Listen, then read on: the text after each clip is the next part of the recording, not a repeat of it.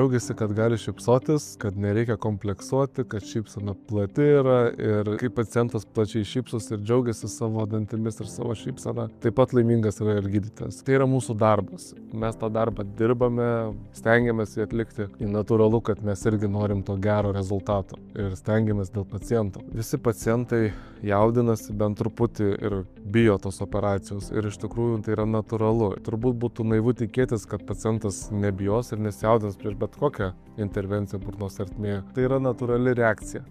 Reikia nepamiršti tik vieną dalyką. Nesvarbu, kokia situacija yra, nesvarbu, su kokia situacija gydymo eigoje mes susidurėm, ar tos pačios, tarkim, operacijos metu, gydytojas visą laiką yra šalia. Ir mes paciento nepaliekam nežinioje. Aš, tarkim, operuoju pacientą, aš esu šalia. Aš matau, girdžiu, kas vyksta ir tikrai, jeigu yra problema, mes ją sprendžiam. Operacijos yra neskausmingos ir mes stengiamės užtikrinti maksimalų komfortą pacientui, kad ta operacija praeitų kaip įmanoma jam greičiau ir lengviau. Didelių operacijų metu mes taip pat naudojame ir intraveninę sedaciją. Reiškia, gydytojas anesteziologas dirba kartu su komanda mūsų ir taiko intraveninę sedaciją, kurios metu į veną yra leidžiami įvairūs medikamentai. Pacientas labiau atsipalaiduoja, chirurgui lengviau dirbti ir tas laikas pacientui praeina žymiai greičiau negu be sedacijos. Ne visada sedacija yra būtina, bet prie didesnių operacijų tikrai yra labai rekomenduojama.